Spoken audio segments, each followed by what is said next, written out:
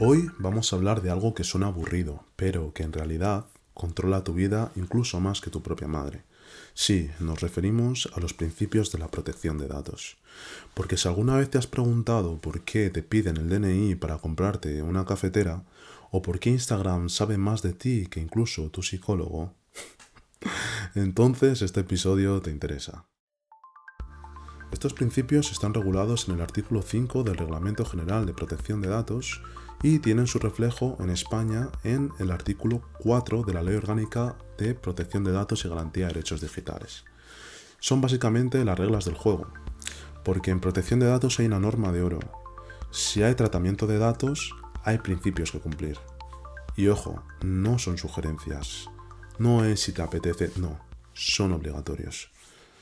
Son 6 principios: el de licitud, lealtad y transparencia, el de limitación de la finalidad, el de minimización de los datos, el de exactitud, el de limitación del plazo de conservación y el de integridad y confidencialidad. Vamos uno por uno. Vamos por el primero de los principios: licitud, lealtad y transparencia.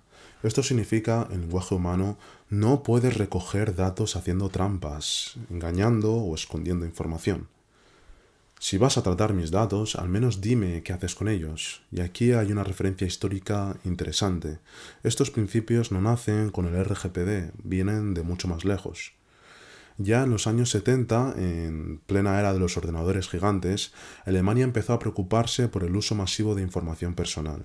Y en 1983, el Tribunal Constitucional alemán formuló una idea clave, que sigue vigente a día de hoy: el derecho a la autodeterminación informativa, es decir, yo decido qué se hace con mi información.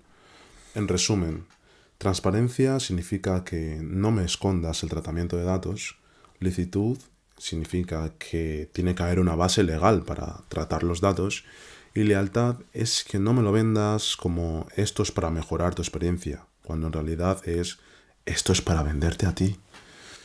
En pocas palabras, si una empresa va a tratar tus datos, lo mínimo es que no te trate como a un personaje secundario de tu propia vida, ¿no? Segundo principio: limitación de la finalidad. Este es precioso porque suena a pura filosofía, pero es muy simple. Tus datos se recogen para algo concreto y no para cualquier cosa. Es decir, si yo te doy mis datos para registrarme en un gimnasio, no es para que luego me mandes publicidad de préstamos, me llame un seguro médico o me llegue spam de criptomonedas. En fin, históricamente esto aparece porque durante décadas muchas administraciones y empresas recogían datos por si acaso. Y ese por si acaso es el peor enemigo de la privacidad. En los años 60 y 70 en Estados Unidos ya se hablaba del miedo a una sociedad vigilada, y pensadores como Alan Westin advertían que la información personal podía convertirse en una forma de control social. Así que este principio existe para decir: la finalidad no puede ser infinita. Y si cambia la finalidad, hay que informarlo, justificarlo y en algunos casos hasta pedir una nueva base legal, es decir, un nuevo motivo. Tercer principio: minimización de datos. Y este es el que más empresas odian. Porque básicamente el RGPD les dice: no seas cotilla. Solo puedes recoger datos adecuados, pertinentes y limitados a lo necesario. O sea, si vas a mandarme una newsletter, no me pidas el DNI, el grupo sanguíneo y hasta la partida de bautismo. Aquí entra un concepto clave en el derecho: la proporcionalidad.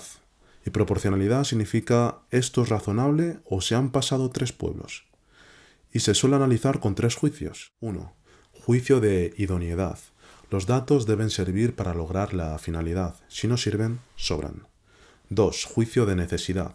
No debe existir otro medio menos invasivo para conseguir el mismo fin. Ejemplo: si quiero verificar que eres mayor de edad, quizá no necesito tu DNI completo, basta con una confirmación de la edad. Y 3. Juicio de proporcionalidad estricta. El beneficio del tratamiento de datos debe ser mayor que el perjuicio que puede conllevar para la privacidad.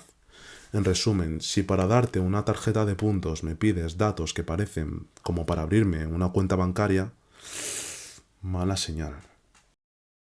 Históricamente, este principio se entiende muy bien si miramos el siglo XX, cuando los estados y organizaciones acumulaban demasiada información. Esa información se convertía en poder. Y aquí literalmente saber es poder. Y el RGPD nace con esa paranoia sana de no acumules datos como si fueran cromos del Pokémon. Cuarto principio, exactitud. Esto significa que los datos deben ser correctos y estar actualizados. Nada de tener información falsa o desfasada sobre una persona. Porque si por ejemplo un banco tiene mal tu domicilio o tu nombre, esto puede meterte en problemas reales.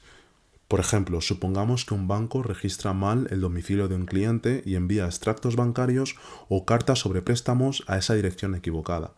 Otra persona, por ejemplo un nuevo inquilino o un vecino, podría acceder a esa información privada como saldos, movimientos, deudas o datos personales, vulnerando su privacidad y exponiéndolo a fraude o suplantación de identidad. Y aquí el RGPD es claro. Si los datos son incorrectos, deben rectificarse o suprimirse sin dilación. Antes de la digitalización, un error era un problema local.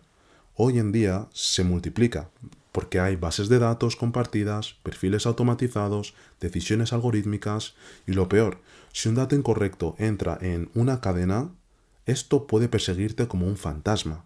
Ejemplo típico, un error en un fichero de morosidad puede arruinar tu vida financiera. Así que el principio de exactitud no es un detalle técnico, es una cuestión de justicia. Quinto principio, limitación del plazo de conservación. Este es de los más intuitivos. Los datos no pueden guardarse para siempre. Es lo que viene a decir. No puede ser que una empresa conserve tus datos eternamente como si fueran reliquias sagradas. Los datos deben conservarse solo durante el tiempo necesario para cumplir la finalidad. Ejemplo sencillo. Netflix. Imagina que te registras, das tu nombre, correo y método de pago, y Netflix lo guarda. Perfecto. Pero si cancelas la cuenta y pasan años, Netflix no puede seguir conservando esos datos como si fueras un usuario en pausa espiritual. Ahora bien, existe una excepción. Las empresas pueden conservar los datos personales más tiempo de legalmente permitido por obligaciones legales, fines de archivo, interés público o defensa ante reclamaciones. Aquí entra en juego un concepto clave en España, el bloqueo de datos personales. Bloquear no es borrar.